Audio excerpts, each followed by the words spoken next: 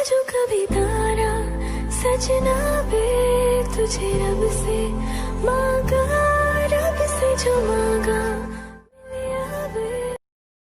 सुना है आंखें हर तरह की फीलिंग्स को रोक के रख सकती है, मन हर तरह के दर्द को दबा के रख सकती है और एक हंसी हर एक चोट को छुपा के रख सकती है। ठीक ऐसी ही एक कहानी है एक लड़के की। हाय, मेरा नाम डेविड है। 17 साल का था तब मैं। मेरी बहुत खूबसूरत एक परिवार था, मम्मी पापा मैं और मेरी बहन। पापा पुलिस ऑफिसर थे, मम्मी हाउसवाइफ। मैं और मेरी बहन स्कूल में पढ़ते थे, मैं क्लास 10 और मेरी बहन क्लास 7। हम तीनों अक्सर घर एक साथ ही आते थे, पापा लंच के लिए और मैं और मेरी बहन की तो स्कूल से छुट्टी होती थी। एक दिन मैं और मेरी बहन जल्दी से घर आ चुके थे।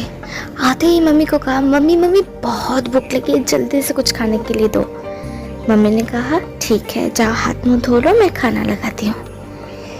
हम दोनों जाके जल्दी से हाथ मुंह धो के बैठ गए खाने के लिए। मम्मी खाना लेके आ ही रही थी, अचानक चक्कर खा के वो गिर गई। हमें समझ नहीं आया क्या हुआ, तो हमने जल्दी से पापा को कॉल लगाया, पापा जल्दी घर आओ, मम्मी को कुछ हो गया है। पापा फ़ोन रख के जल्दी से घर आए, मम्मी को लेके हॉस्पिटल चले गए। मैं और मेरी बहन घर में अकेली थी। कुछ देर बाद पापा आए, पापा को पूछा, पापा मम्मी को क्या हुआ? पापा ने कहा मम्मी को एक बीमारी है जिसकी वजह से हॉस्पिटल में उन्हें एडमिट करना पड़ा। हम लोग एकदम हैरान हो गए क्योंकि हमें कुछ पता ही नहीं था, मम्मी ने कभी समझने ही नहीं दिया। घर पे मैं और मेरी बहन अकेले थे। पापा को रोज काम के लिए बाहर जाना पड़ता था, मम्मी हॉस्पिटल में थी, मैं और मेरी बहन घर में अकेले। मैं भी छोटा ही था, पता नहीं कैसे बच्चों को संभाला जाता है। मेरी छोटी बहन है, उसे कैसे संभालूं? वो रोती रहती थी मम्मी के लिए। पापा के साथ नेक्स्ट दिन मम्मी को देखने हम गए। डॉक्टर ने कहा मम्मी की हालत बहुत खराब है।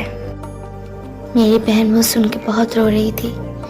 डॉक्टर ने पापा को कहा कि अभी तक उन्हें होश नहीं आया, अगर आज होश नहीं आया तो वो कोमा में चली जाएगी और कब उठेगी पता नहीं। मेरी बहन रोती ही रही मम्मी के लिए। उसे लेके मैं घर आ गया। पापा भी मेरे साथ घर आए। दूसरे दिन वो काम से छुट्टी लेके हमारे साथ घर बैठ गए कुछ दिनों के लिए। हम बात ही कर रहे थे कि अचानक कुछ पुलिस आए और पापा को ले जाने वाले थे। तभी हमने जाके उन्हें पूछा कि क्यों पापा को ले जा रहे हैं, तो उन्होंने कहा हमारे पापा क्रिमिनल हैं। ये बोल के पापा को ले गए। मैं और मेरी बहन घर में अकेले। मुझे कुछ समझ नहीं आ रहा था कि क्या करूं। मम्मी हॉस्पिटल में, पापा को पुलिस लेके चले गए, मैं और मेरी बहन चुपचाप घर में थे। 2 दिन बाद पापा के कुछ दोस्त आए। उन्होंने कहा कि वो हमें ले जाने आए हैं। जब तक पापा वापस नहीं आते और मम्मी ठीक नहीं हो जाती तब तक हम दोनों उनके साथ ही रहेंगे। पहले मुझे मंजूर नहीं था, लेकिन धीरे वो हमें अच्छे लगने लगे। वो बहुत अच्छी तरह से हमसे बात करते थे, हमें मम्मी और पापा को देखने ले जाते। सब कुछ ठीक चल रहा था, लेकिन खुशी हमेशा नहीं रहती। एक दिन उन लोगों को कहीं पे जाना था, वहाँ पे हम दोनों नहीं जा पाते, इसलिए उनके पापा के घर, मतलब वो भी मेरे पापा के बहुत अच्छे दोस्त हैं, उनके घर हमें रख के चले गए। 2 दिन सब ठीक था, पता नहीं धीरे धीरे क्या हुआ, अंकल धीरे धीरे बहाने ढूंढने लगे हमें डांटने के लिए।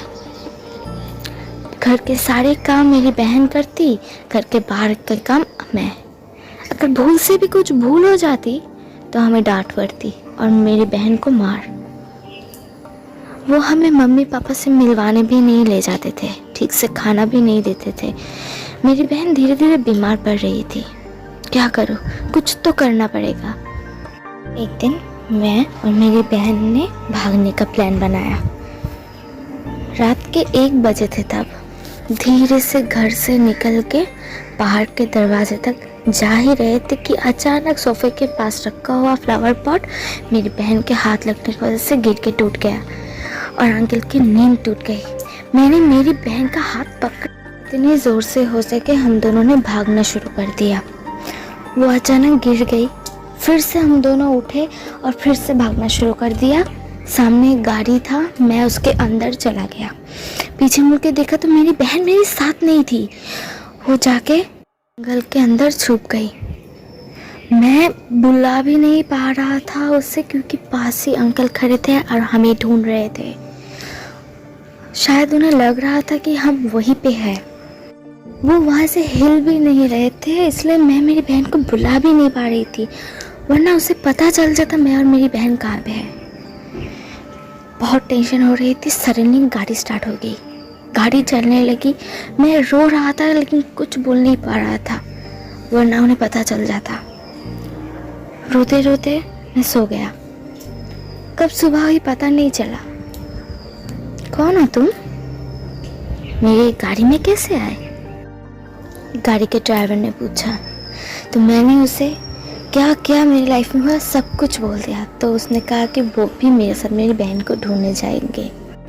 हम गए, उसी जगह पे गए जहाँ पे मेरी बहन बैठी थी, लेकिन वो वहाँ पे नहीं थी। बहुत जगह ढूंढा लेकिन इतने बड़े शहर में मैं मेरी बहन को कहाँ पे ढूंढता। वापस आ गया उनके साथ। कुछ दिन उनके साथ रहकर जब मैं वापस चले जाने वाला था, उन्होंने मुझे रोका और पूछा कहाँ जाओगे? मुझे खुद भी नहीं मालूम था कि मैं कहाँ जाऊँगा, इसलिए उनको कहा पता नहीं, लेकिन शुक्रिया, इतने दिन आपने मुझे यहाँ पे रहने दिया। ये बोल के मैं जा ही रहा था कि उन्होंने मुझे रोका और बोला क्या तुम हमारे बेटे बन के हमारे साथ रह सकते हो? हमें बहुत खुशी मिलेगी। मैं पूरा चुप हो गया। उन्होंने कहा तुम जितनी बार चाहो उतनी बार तुम्हारी मम्मी से मिल सकते हो, हमें कोई प्रॉब्लम नहीं है, बस हमारे बेटे बन के रह जाओ। तो तब से उनके साथ रह गया। अभी मैं यूनिवर्सिटी में पढ़ता हूँ। तब से लेके आज तक ना मैं कभी रोया, ना हंसा, ना किसी से बात की। सिर्फ मैं जिनके साथ रहता हूँ उनसे ही बात करता हूँ और दिन रात मैं मेरी बहन को ढूंढता हूँ। पता नहीं वो कहाँ पे होगी, कैसे होगी। एक दिन एक लड़की जो कि मेरी क्लासमेट थी, वो आके मुझसे पूछने लगी कि क्या हुआ, क्यों मैं इतनी जल्दी यूनिवर्सिटी से घर चला आता हूँ, क्यों किसी से बात नहीं करता, क्यों नहीं हंसता, क्यों कुछ नहीं करता।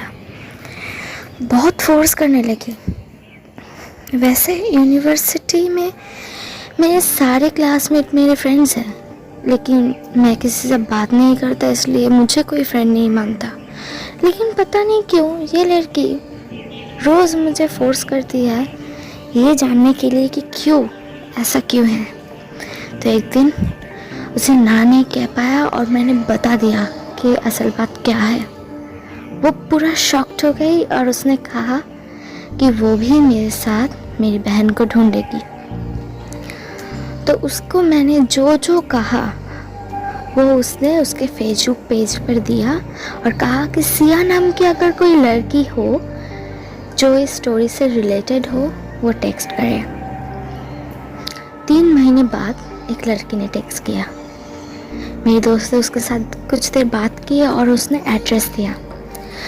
मैं सोच भी नहीं पा रही थी कि फाइनली किसी ने टेक्स्ट किया। क्या सच्ची में ये मेरी बहन है? तो उसी एड्रेस पे उस लड़की से मिलने हम दोनों चले गए। एक घर था, बेल बजाया, एक लड़की बाहर आई। मैं उसे पहचान नहीं पा रहा था, लेकिन वो मुझे देखे जा रही थी और अचानक उसके आंखों से पानी आया और उसने कहा भैया। उसने ठीक वैसे ही भैया कहा जैसे मेरी बहन कहती थी। उसे सीने से लगा के हम दोनों रो पड़े। फिर उसे पूछा कि क्या हुआ, कैसे हुआ, वो कहाँ थी, सब पूछा। उसने सब बताया। बहुत खराब लग रहा था, लेकिन फाइनली सब कुछ ठीक हो गया। फाइनली इतने साल बाद मुझे मेरी बहन मिली। दूसरी तरफ मम्मी को भी होश आया था। धीरे धीरे वो भी ठीक होते जा रही थी। सब कुछ जैसे ठीक होने वाला था। पापा भी एक हफ्ते बाद जेल से आने वाले थे। हम सब बहुत खुश थे। फिर हमने सोचा कि जिन लोगों ने हमें उनके घर पे रहने दिया, इतनी मदद की, उन लोगों को भी हम एक साथ हमारे साथ रखेंगे। जब पापा जेल से छूट के आए तो हम सब लोग एक साथ एक ही घर में रहने लगे। मेरी बहन सबसे ज़्यादा खुश थी जब उसने मुझे और मेरी मम्मी को एक साथ देखा। फाइनली मेरी मम्मी भी ठीक हो गई और फिर से हम लोग एक साथ हो गए।